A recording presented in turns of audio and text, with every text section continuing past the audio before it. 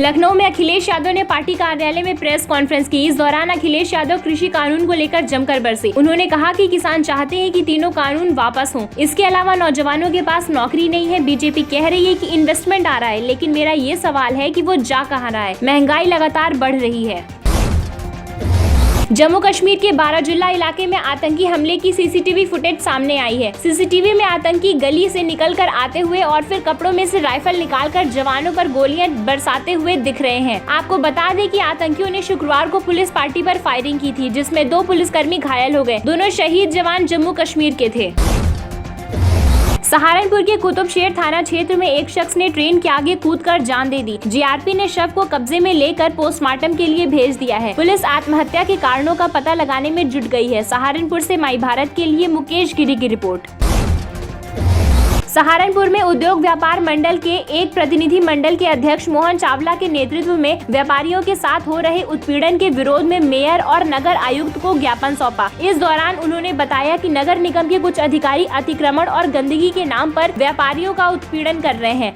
आज हम यहाँ नगर निगम कार्यालय पर व्यापारियों ने आज अपना एक बड़ा प्रदर्शन किया है और ये एक सांकेतिक प्रदर्शन है और यहाँ से हम जगाना चाहते हैं नगर निगम की कार्यप्रणाली को लेकर के। जो व्यापारी इस समय प्रताड़ित है उस विषय को लेकर के आज संजीव वालिया जी से और नगर आयुक्त महोदय से हम लोगों ने भेंट की है। अभी 3 दिन पहले शहीदगंज के अंदर जिस तरह से नगर निगम के अधिकारियों द्वारा व्यापारियों के चालान काटे गए, गंदगी का हवाला देते हुए और अतिक्रमण का हवाला देते हुए, मैं यहाँ स्पष्ट करना चाहूँगा कि व्यापारी भी अतिक्रमण के विरोध में है, क्योंकि अतिक्रमण होने से सबसे ज़्यादा प्रभावित अगर किसी का व्यापार होता है तो वो निश्चित रूप से व्यापारी का होता है। लेकिन इसमें पारदर्शिता नगर निगम के अधिकारी ना रखें।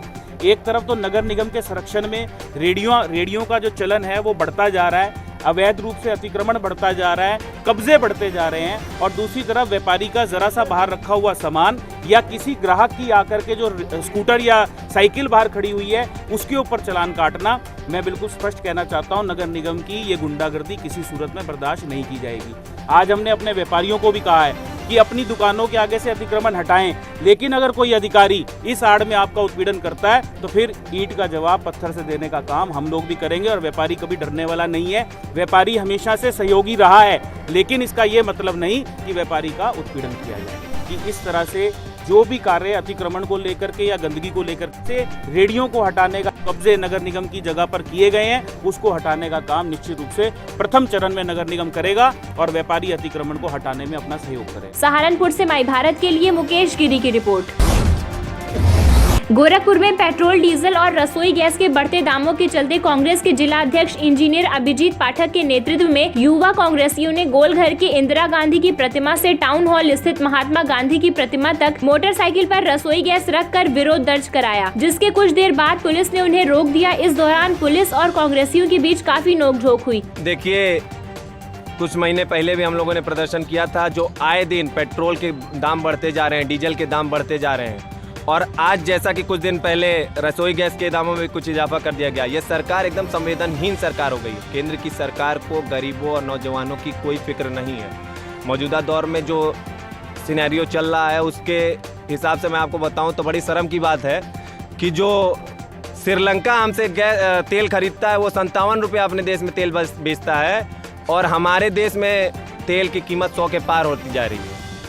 मैं आपको सीधे बता देता हूं, आज हमारे शीर्ष नेतृत्व के आदेश अनुसार यूथ कांग्रेस के सभी साथी, गोरखपुर युवा कांग्रेस के सभी साथी और प्रदेश के पदाधिकारीगण हम लोग जनता के मुद्दों को लेकर सड़क पर हैं। मामला ये है कि ये जो सरकार है, ये सही हमारे आदरणीय नेता राहुल गांधी जी ने कहा कि हम 2 और हमारे 2 की सरकार है, ये उन्हीं 2 की सोच रही है और किसी की नहीं सोच रही है। टोटल जो मामला है वो जमाखोरी का मामला। ये सरकार हम जनता से पैसे वसूल रही है और उसको जमा कर रही है, पता नहीं किनको देने के लिए। या तो सरकार इस प्लानिंग में है कि हम कभी सत्ता में दोबारा नहीं आएंगे, जितना हमने जनता को प्रताड़ित कर दिया तो हम अभी भी टोर लें। तो पूरा मामला जमाखोरी का मामला है, और जब तक जो रसोई गैस है, जो आम जनता है, आज हम गरीब छात्र नौजवान हमारे साथ इस प्रदर्शन में है, वो घर से 4 रोटी की बजाय 2 रोटी खाना खा के आ रहे हैं। गोरखपुर से माई भारत के लिए सचिन यादव की रिपोर्ट। गोरखपुर के बीआरडी मेडिकल कॉलेज में कार्यरत रहे स्टाफ नर्स, वार्ड बॉय, सफाई कर्मचारी, फार्मासिस्ट, लैब टेक्नीशियन सहित चतुर्थ श्रेणी के कर्मचारियों को पिछले 5 महीने से वेतन नहीं दिया गया है। इसके साथ ही उनको नौकरी से भी निकाला जा रहा है, जिसके विरोध में स्वास्थ्य कर्मचारियों ने बीआरडी मेडिकल कॉलेज के परिसर में अपनी विभिन्न मांगों को लेकर तीसरे दिन प्रदर्शन किया। आपको बता दें कि इन स्वास्थ्य कर्मचारियों ने कोरोना महामारी के दौरान अपनी जान जोखिम में डालकर ड्यूटी की थी। गोरखपुर से माई भारत के लिए सचिन यादव की रिपोर्ट। गोरखपुर के कैंपियरगंज में भारतीय किसान यूनियन के मंडल महासचिव आशीष कुमार अग्रहरि के नेतृत्व में किसानों के लिए पारित कानून को केंद्र सरकार द्वारा वापस करने की मांग को लेकर प्रदर्शन किया गया। वहीं धरने के दौरान जमकर नारेबाजी की गई। किसान खूब अच्छी तरह से समझ रही है और किसान के लिए हितकारी नहीं है ये कानून। सरकार इसको वापस ले। नहीं, एमएसपी का लाभ मान लीजिए कुछ किसानों को नहीं मिलेगा जो नहीं बेचते हैं, लेकिन और तमाम ऐसे किसान हैं जिनको लाभ मिलेगा। और अगर नहीं लाभ मिलेगा तो ये क्यों नहीं एमएसपी पे गारंटी दे रहे हैं, क्यों नहीं इसको पास कर रहे हैं एमएसपी को? तो नहीं एमएसपी अगर एक क्यों देंगे जब हमारे पास अनाज नहीं रहेगा।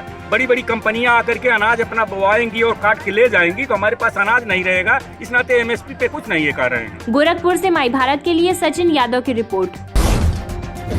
गोरखपुर में नवनिर्मित घाट पर गंदगी फैलाई जा रही है, जिसकी शिकायत मिलने पर महापौर के निर्देशानुसार प्रवर्तन दल प्रभारी कर्नल सीपी सिंह ने कार्रवाई करते हुए घाट के किनारे झोपड़ी में अपनी दुकान चला रहे लोगों को सख्त चेतावनी दी। आपको बता दें कि बीते 16 फरवरी को सीएम योगी ने बसंत पंचमी के मौके पर इस घाट का शुभारंभ किया था। कार्रवाई ऐसा है ना कि अभी 2 दिन पहले हमारे माननीय मुख्यमंत्री जी ने इतना बढ़िया ये घाट हम लोग को ये सौंपा है नगरवासियों को, और उसी की शिकायत कल ही हमें मिल गई। और मेयर साहब के माध्यम से मेयर साहब को किसी ने बताया कि यहाँ पे इतनी गंदगी, जैसे एक ही दिन उसका उद्घाटन हुआ और उसके बाद यहाँ पे अव्यवस्था एकदम से हो गई। जिसको देखो वहाँ खा रहा है, थूक रहा है, कोई गुटखा खा रहा है, कोई अपना जो पान मसाला थूक रहा है, कोई उसके रैपर्स यहाँ फेंक रहा है और फिल्टर कर रहा है। पूरे इलाके में इन्होंने गंदगी कर रही थी। तो उसी के लिए आज नगर साहब ने हमें आदेश दिया था कि आप अपनी पूरी टीम को लेके आइए और निरीक्षण करिए, और जो भी ऐसा कुछ कर रहे हैं उसको आप दंडित करिए। तो हमने आज अभी आपके आने से पहले हमने करीब 7 आदमी को पकड़ा है कि जो पान खा के, गुटखा खा के जगह वो स्पिट कर रहे थे। तो उनको एक को मैंने चालान भी किया है, करीब 100 रुपये का चालान उसको किया है। और चूँकि बच्चे थे, नाबालिग बच्चे थे, कोई 15 साल का, कोई 16 साल का, और उसमें 2 बुजुर्ग भी मिले कि जो कि इस तरह का कार्य कर रहे थे। तो मैंने उनको सबको समझा के आज छोड़ दिया। हमारे साथ लोकल हमारे यहाँ के पार्षद जी हैं, राजेश श्रीवास्तव जी, हमारे जो सैनिटरी इंस्पेक्टर हैं राम विजय पाल हैं, और हमारी टीम है। तो हमने आज का जो अभियान था, हमने सिर्फ इनको बताना था कि इतना बड़ा तोहफा, इतना बड़ा बढ़िया काम शहर में हुआ है, और उसके एक ही दिन बाद आपने ये कहा, तो लोगों को समझ में आ गई। और हमारी टीम अभी निरंतर आएगी। सफाई व्यवस्था भी हमने तुरंत स्टार्ट करवा दी है। हम ये एक पूरी स्पेशल गैंग लगी है, पूरा भी इसको जैसे जिस दिन उद्घाटन के समय था उसी तरह इसको दोबारा करना चाहते हैं। गोरखपुर से माई भारत के लिए सचिन यादव की रिपोर्ट। झांसी में बुंदेलखंड विश्वविद्यालय के 3000 से ज्यादा विद्यार्थियों के छात्रवृत्ति का मामला आधर में लटक जाने के खिलाफ NSUI के बैनर तले कार्यकर्ताओं और विद्यार्थियों ने कुलपति का घेराव किया। इस दौरान विश्वविद्यालय के मुख्य द्वार पर कुलपति का विद्यार्थियों और छात्र नेताओं ने समस्या का समाधान कराने और दोषी अफसरों और कर्मचारियों पर कार्रवाई की मांग की है। देखिए, बुंदेलखंड विश्वविद्यालय प्रशासन ने करीब 6000 छात्रवृत्ति के लाभार्थियों में से 3000 छात्राओं की छात्रवृत्ति फॉर्म पर यहाँ के छात्रवृत्ति विभाग ने कुंडली मारकर पूरे दिसंबर महीने से लेकर के जनवरी महीने तक ये बैठे रहे। आज जब 16 जनवरी को तिथि आखिरी हो गई और पोर्टल बंद हो गया, उसके बाद 19 फरवरी तक इनके कान पे जू नहीं रहेंगी। आज ये बैक डेट में हमको पत्र दिखा रहे थे, जिसका संज्ञान लेकर के ये कह रहे हैं कि हमने राज्यपाल महोदया को और प्रदेश समाज कल्याण अधिकारी को पत्र लिखा है।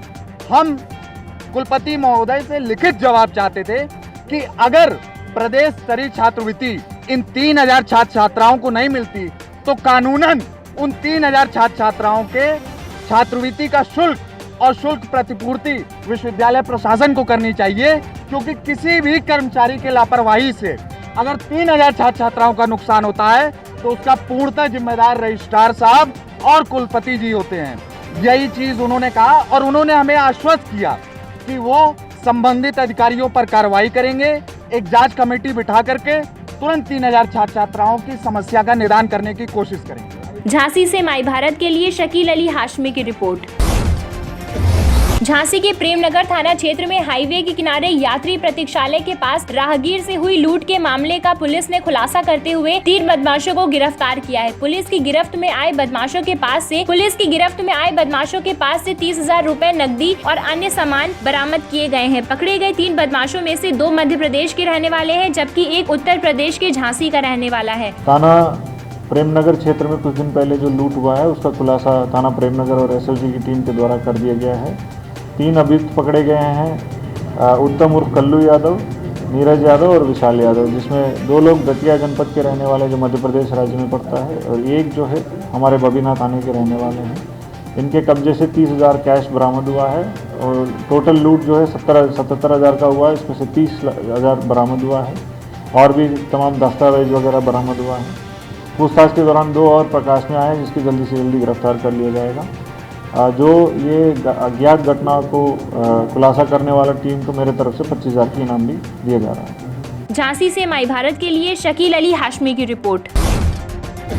झांसी में कृषि बिल के विरोध में किसानों ने रेल रोको आंदोलन का आह्वान किया, जिसका समर्थन करते हुए कांग्रेस के केंद्रीय मंत्री प्रदीप जैन के नेतृत्व में ट्रेन को रोकने की योजना बनाई गई थी, लेकिन पुलिस और प्रशासन की सतर्कता के चलते कांग्रेसी नेताओं की मंसूबों पर पानी फेर दिया गया। पुलिस और प्रशासन के लोगों ने कांग्रेस के नेताओं को हाउस अरेस्ट कर दिया। इस दौरान कांग्रेस नेताओं ने बीजेपी पर किसानों के आंदोलन को कुचलने का आरोप लगाया।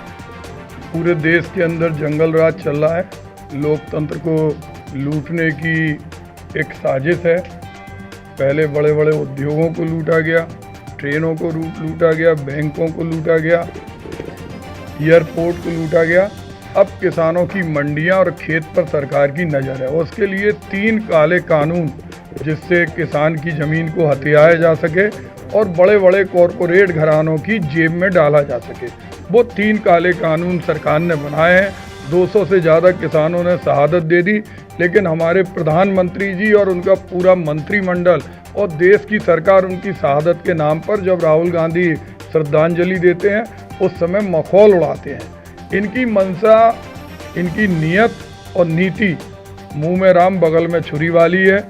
आज हम लोग ट्रेन रोकने, चूँकि हम लोगों का लक्ष्य ट्रेन रोकना नहीं था, लेकिन हम उन किसानों के साथ हैं जो किसानों के परिवारों ने अपनी शहादत दे दी। वो जो भी करेंगे इस देश में लोकतंत्र बहाली के लिए, उसके लिए हम लोग जा रहे थे।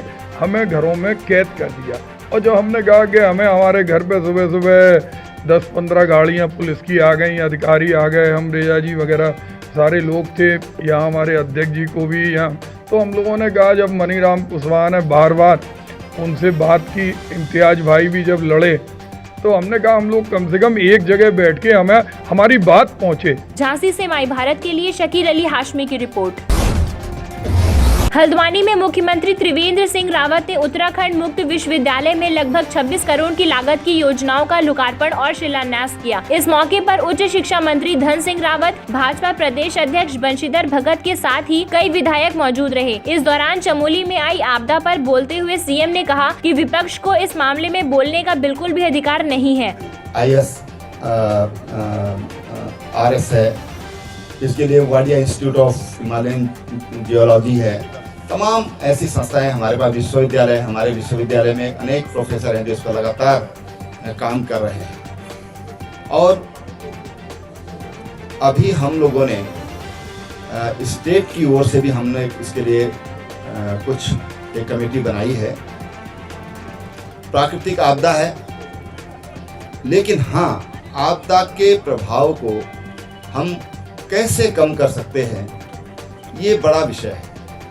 आज IT का युग है और ये तमाम तरह के जो वैज्ञानिकों से राय करके और ऐसे कुछ सिस्टम के अर्ली वार्निंग सिस्टम उसको डेवलप करने का प्रयास हो रहा है।